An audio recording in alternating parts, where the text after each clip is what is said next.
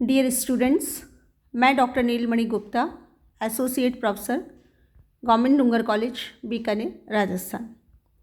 BSc second year statics की इस कक्षा में आज हम कॉमन कैटेनरी का last part, that is approximation of the common catenary, यानी सामान्य कैटेनरी के सन्निकटन का अध्ययन करेंगे। Cartesian equation of common catenary is y is equal to c cos hyperbolic x by c. सामान्य कैटेनरी की कार्तीय समीकरण y is equal to c cos of hyperbolic x by सी हम पढ़ चुके हैं। कॉस हाइपरबोलिक x की जो डेफिनेशन होती है वो होती है e raise to x plus e raise to minus x upon two. तो यहाँ cos hyperbolic x by c है, इसको जब हम एक्सपोनेंशियल फॉर्म में लिखेंगे तो हमारे पास y की वैल्यू है half of c e to the power x by C plus e to the power minus x by c. Suppose this is equation number 1। अब हमारे पास दो केस हैं। पहले केस में मान लेते हैं कि यदि c लार्ज हो x की तुलना में, यानी x बाई सी स्मॉल हो, तो उस केस में कॉमन कैटेनरी यानी सामान्य कैटेनरी का जो सन्निकटन होगा वह x square equal to 2c of y minus c होगा, और यह एक पैराबोला की समीकरण है।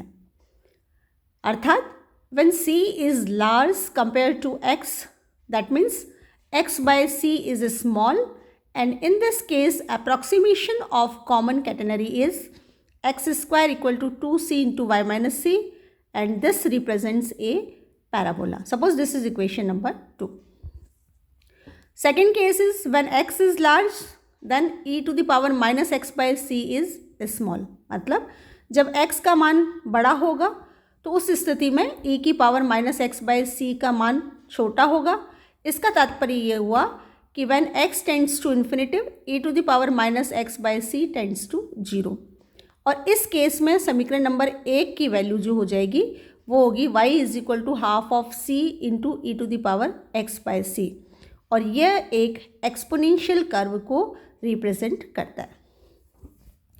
Next is sag of a tightly stretched wire, that is telegraph wires, यानी सख्त खींचे तार में झोल। कॉमन कैटेनरी का ही ये एक रूप है कि अगर दो तार एक तार को खींच के अगर हम दो बिंदुओं के बीच में बांधें तो उस स्थिति में जो सेग यानी झोल होगा वो क्या होगा, ये हम देखते हैं।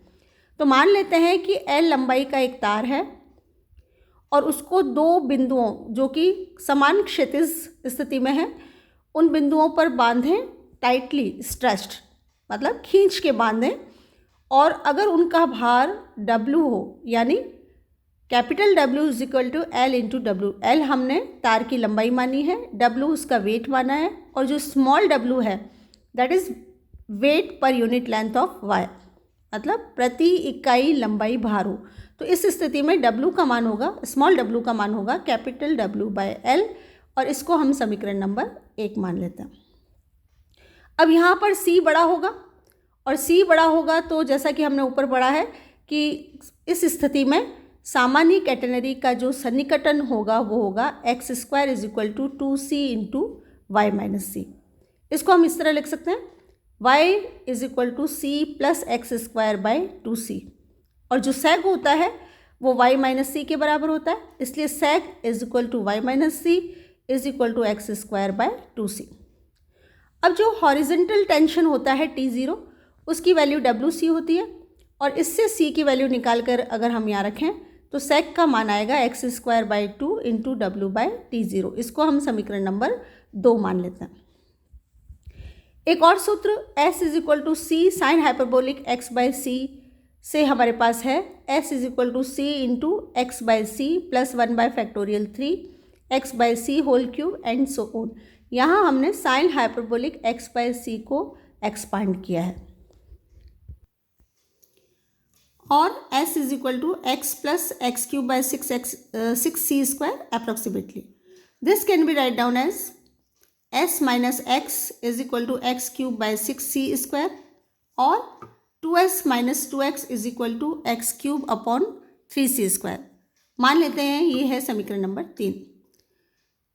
2s minus 2x is difference between length of wire and span, and that is equal to x cube by 3c square. 2s जो है वो लेंथ ऑफ स्ट्रिंग या वायर कह सकते हैं, और 2x जो है वो विस्तृति यानी स्पान है। तो लंबाई और स्पान में जो डिफरेंस है वो आएगा x³/3c²।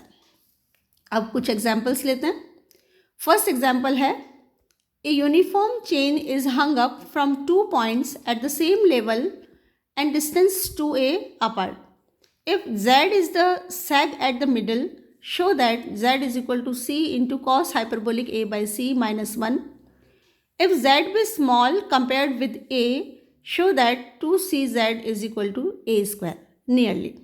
मतलब समान ऊंचाई के 2a दूरी के दो बिंदुओं से एक समान जंजीर को लटकाया हुआ है। यदि इसके मध्य में झोल z हो तो प्रदर्शित कीजिए z is equal to c into cos hyperbolic a by c minus 1। यदि a की तुलना में z छोटा हो तो सिद्ध कीजिए कि 2cz is equal to a square लगभग। तो यहाँ पर एक यूनिफॉर्म चेन को मान लेते हैं a और b बिंदुओं के बीच में बांधा गया है, और ए बी की दूरी हमें 2a दे रखी है और सेग है वो z दे रखा है। अब हम जानते हैं कि जो कैटेनरी है उसका समीकरण कार्टेशियन फॉर्म में होता है y is equal to c cos hyperbolic x by सी, और जो सेग होता है वो y माइनस सी होगा इस केस में। तो z दिया हुआ है इसलिए z is equal to y minus c. y का ये मान हम यहाँ रखेंगे तो हमारे पास z की वैल्यू है c cos hyperbolic a by c minus c. y में c cos hyperbolic x by c है और x का मान यहाँ पर a दिया हुआ है, इसलिए y की जगह हम रखेंगे c cos hyperbolic a by सी और minus c as it is. c common लेते हुए हमारे पास z का मान है c into cos hyperbolic a by c minus 1, और ये हो गया हमारा फर्स्ट रिजल्ट। अब कॉस हाइपरबोलिक a बाई सी को अगर हम सीरीज फॉर्मेशन में लिखें या एक्सपांड करें तो हमारे पास है 1 + 1/2 a square by C square plus 1/4 a⁴/c⁴ and so on. Cos hyperbolic a by c की ये वैल्यू हम z में रखेंगे तो हमारे पास z बाई सी का मान आएगा 1/2 a square by C square plus 1/4 a⁴/c⁴ and so on. और इसको हम इस तरह लिख सकते हैं z is equal to 1/2 a square by C plus 1/4 a⁴/c³ and so on. When z is small compared with a, then c will be large. हमें z का जो मान है वो a की तुलना में छोटा दिया हुआ है, और उस केस में यहाँ पर c लार्ज होगा, और इसलिए हम जो हायर ऑर्डर टर्म्स को नेग्लेक्ट करते हुए हमारे पास रिजल्ट आएगा 2cz is equal to a square. एक बार रिपीट करते हैं, when z is small compared with a then c will be large, and neglecting second and higher order terms we get 2cz is equal to a square। z का मान a की तुलना में छोटा है और c बड़ा है, इसलिए हम यहाँ सेकेंड और हायर टर्म्स को जब नेग्लेक्ट करेंगे तो हमारे पास रिजल्ट आएगा 2cz is equal to a square, और यही हमें सिद्ध करना था। अगला एग्जाम्पल है, a telegraph wire is made of a given material and such a length L is stretched between two posts, distance d apart and of the same height, as will produce the least possible tension at the posts. Show that L is equal to d by lambda sine hyperbolic lambda, where lambda is given by the equation lambda tan hyperbolic lambda is equal to 1। यानी एक telegraph तार एक दी धातु से बना हुआ है तथा इसकी L लंबाई को समान ऊंचाई के D दूरी के दो खंभों से खींचकर इस प्रकार बांधा जाता है कि खंभों पर न्यूनतम तनाव होगा। प्रदर्शित कीजिए कि L is equal to d by lambda sine hyperbolic lambda, जहाँ लैम्डा समीकरण lambda tan hyperbolic lambda is equal to 1 से प्राप्त होता है। अब हमें यहाँ पर एक L लंबाई का टेलीग्राफ वायर दिया हुआ है और वो दो खंभों के बीच में टांगा हुआ है, लटकाया हुआ है, और इन दोनों खंभों के बीच की दूरी d दे रखी है। तो हमें यहाँ पर जो पोस्ट यानी a और b पर जो तनाव है वो न्यूनतम होगा, वो कंडीशन देनी है और उसके लिए हमें ये कंडीशन प्रूव करनी है। तो मान लेते हैं कि किसी भी खंभे पर, चाहे a पे चाहे b पर, वो तनाव t है। तो t जो होता है वो WY होता है और y की वैल्यू यहाँ पर हम ले रहे हैं c cos hyperbolic x by c. तो हमारे पास t का मान आया WC cos hyperbolic x by c. अब यहाँ x की वैल्यू d/2 होगी, तो ये वैल्यू रखने पर हमारे पास t की वैल्यू है WC cos हाइपरबोलिक d/2c। मान लेते हैं ये समीकरण है 1 नंबर। अर्थात at the post t is equal to WC cos hyperbolic d/2c। Differentiating with respect to c, we get dt by dc is equal to w into cos hyperbolic d by 2c plus c into minus d by 2c square into sin hyperbolic d by 2c. Suppose this is equation number 2. हमें t का न्यूनतम मान निकालना है, इसलिए यहाँ पर हम मैक्सिमा मिनिमा की कंडीशन लगाएंगे। तो फॉर मैक्सिमा मिनिमा आवश्यक शर्त होती है first derivative that is equal to 0। So for minimum value of t we have dt by D c equal to 0। तो आवश्यक शर्त के लिए जब हम dt बाई डी सी को 0 करेंगे तो हमारे पास है w into cos hyperbolic d by 2c minus d by 2c sine hyperbolic d by 2c equal to 0। Now w can't be 0, so cos hyperbolic d by 2c is equal to d by 2c sin hyperbolic d by 2c, or this can be write down as d by 2c into tan hyperbolic d by 2c is equal to 1। यदि हम d by 2c को lambda कहें तो हमारे पास result है lambda tan hyperbolic lambda is equal to 1। इसको हम समीकरण नंबर 3 मान लेते हैं। अब एक फॉर्मूला और है हमारे पास s is equal to c sine hyperbolic x by c. जब हम इस फॉर्मूले का उपयोग करेंगे तो हमारे पास है l/2 इज इक्वल टू सी, ये a पॉइंट के लिए ले रहे हैं, तो l/2 is equal to c sine hyperbolic d/2c। यहाँ एक बार फिर x का मान हम रख रहे हैं d/2, तो l/2 is equal to c sine hyperbolic d/2c। और इसको इस तरह लिख सकते हैं l is equal to 2c sine hyperbolic d/2c। अब थोड़ा चेंज और करें, इसको हम यूँ भी लिख सकते हैं l is equal to d into 2c by d sine hyperbolic d/2c, और d/2c को हमने लैम्डा माना था, तो ये वैल्यू जब हम यहाँ रखेंगे तो हमारे पास l का मान आएगा d by lambda sine hyperbolic lambda. अब समीकरण नंबर 2 को जब एक बार और हम डिफ्रेंशिएट करेंगे c के रिस्पेक्ट में, और 3 नंबर समीकरण का जो रिज़ल्ट है वो हम यूज़ करेंगे, तो हम देखते हैं कि d2t बाई dc2 जो है वो पॉजिटिव आता है, यानी जो सेकेंड डेरिवेटिव है उसका मान पॉजिटिव आता है।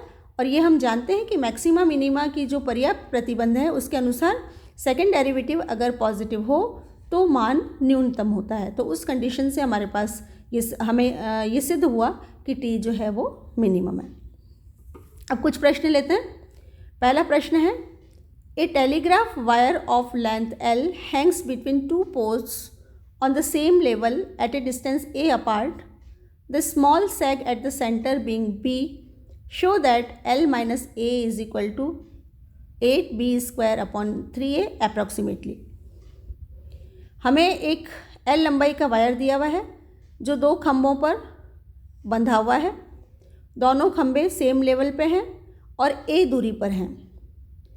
इनके बीच जो सैग है वो हमें B दे रखा है, सैग स्मॉल कह रहा है, तो जो b का मान है वो बहुत छोटा है। हमें ये रिजल्ट प्रूव करना है l minus a is equal to 8b square by 3। तो यहाँ पर x का मान है a/2 और s का मान है l/2। तो formula s is equal to c sine hyperbolic x by c से हमारे पास है l/2 is equal to c sine hyperbolic a/2c। s की वैल्यू हो गई l/2 और x का मान है a/2, ये हमने इस फॉर्मूले में सब्सटीट्यूट किया है। अब साइन हाइपरबोलिक a/2c को हम एक्सपांड करें तो हमारे पास है c into a/2c plus 1/3 a/2c whole cube and so on, और this can be write down as a/2 plus a cube upon 48c cube approximately. इसको हम इस तरह लिख सकते हैं l minus a is equal to a cube by 24c cube. अब यहाँ पर जो sec है that is small, so in this case a by 2 will be equivalent to L by 2, so this result will be L minus a is equal to L cube by 24 c cube. Suppose this is equation number 1. अब एक और सूत्र है हमारे पास y square equal to c square plus s square. तो जब हम पर्टिकुलरली ए पॉइंट के लिए इस सूत्र का उपयोग करेंगे तो हमारे पास y की वैल्यू है b plus c whole square is equal to c square plus l square by 4. y यानी सेक b दिया हुआ है और ये पैरामीटर c होता है, तो b प्लस सी हो गया y का मान, और s हमें दे रखा है l बाई 2. तो हमारे पास रिजल्ट है b plus c whole square is equal to c square plus l square by 4, और this can be write down as b square plus 2bc is equal to l square by 4. इससे हमें c का मान प्राप्त होगा l square upon 8b minus b by 2. Neglecting b by 2 as b is small, we get c is equal to L square by 8b. Suppose this is equation number 2. So using 2 in equation 1, we get L minus a is equal to 8b square by 3L, or this can be write down as L minus a is equal to 8b square by 3a, and this is our required result. Now next question is, if the length of a uniform chain suspended between points at the same level is adjusted so that the tension at the points of support is a minimum for that particular span 2D, show that the equation to determine C is cot hyperbolic d by C is equal to d by C. अर्थात यदि समान ऊंचाई के दो बिंदुओं से एक समान लंबाई की एक जंजीर इस प्रकार लटकी हुई है कि विस्तृति 2D के लिए बिंदुओं पर तनाव न्यूनतम है, तो प्रदर्शित कीजिए कि C निम्न समीकरण से ज्ञात होता है, और समीकरण है cot hyperbolic d by c is equal to d by c. यहाँ पर हमें यूनिफॉर्म चेन दे रखी है और जो 2D दूरी पर बंधी हुई है, तो यहाँ इसका मतलब है कि यहाँ पर x का मान d होगा. और एक बार फिर हमें मिनिमम टेंशन पूछा है, tension at the points of support. तो यहाँ पे सपोर्टिंग पॉइंट्स ए बी हुए, तो हमें ए बी पॉइंट्स पर टेंशन को मिनिमाइज करना है. तो एक बार फिर टी जो होता है वो हमारा डब्ल्यू वाई होता है, जैसे हमने प्रीवियस क्वेश्चन में किया. तो टी इज इक्वल टू डब्ल्यू वाई. वाई का फॉर्मूला है हमारा c cos hyperbolic x by c. X का मान यहाँ पर डी दिया हुआ है, तो ओवरऑल टी की वैल्यू हुई डब्ल्यू c cos hyperbolic D by c. तो मैक्सिमा मिनिमा के लिए फिर हम first derivative that is d T by D c को ज़ीरो करेंगे. तो टी के रिजल्ट को हम सी के रिस्पेक्ट में डिफ्रेंशिएट करते हैं, तो हमारे पास है D T by D C is equal to W into, पहले सी का करेंगे तो हमारे पास cos hyperbolic D by C as it is, फिर सी एज इट इज़, और कॉस हाइपरबोलिक का हो गया साइन हाइपरबोलिक डी बाई सी, और डी बाई सी का करेंगे तो आएगा minus D by C square. तो इस तरह हमारे पास D T by D C की वैल्यू है W into cos hyperbolic d by c minus c into d by C square sine hyperbolic d by सी, और आवश्यक शर्त से इसका मान हो गया 0. तो 0 रखने पर हमें प्राप्त होता है cos hyperbolic d by c minus D by c sine hyperbolic d by c equal to 0, और इसको हम यूँ लिख सकते हैं cot hyperbolic d by c is equal to d by c. अब न्यूनतम होने की शर्त यह है कि सेकेंड ऑर्डर डेरिवेटिव जो है वो इस कंडीशन के साथ पॉजिटिव होना चाहिए. तो एक बार और इसको डिफ्रेंशिएट करते हैं सी के रिस्पेक्ट में, तो D two T by D C two की वैल्यू आती है W into minus D by C square sine hyperbolic D by C, ये किया है कॉस हाइपरबोलिक डी बाई सी को, प्लस जब सी का करेंगे तो D by C square sine hyperbolic D by C plus D square by C cube cos hyperbolic D by C.